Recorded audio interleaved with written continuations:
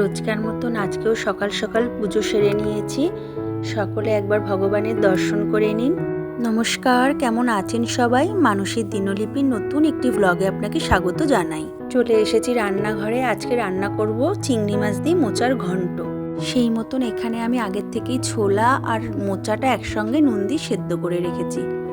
কড়াইতে সর্ষের তেল গরম করে তেজপাতা আর জিরে ফোড়নে দিলাম, আর ছোট ছোট ডুমো ডুমো করে আলু কেটে একটু ভেজে নেব।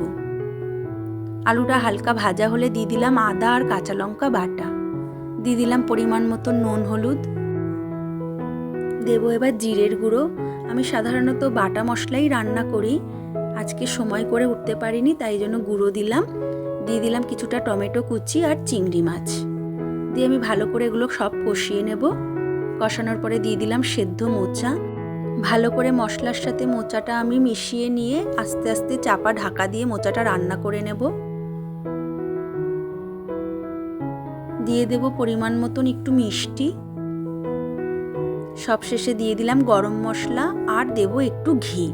ভালো করে এগুলো আমি মোচার সঙ্গে মিশিয়ে নেব। তৈরি হয়ে গেছে আমার চিংড়ি মাছ দিয়ে মোচার ঘন্ট।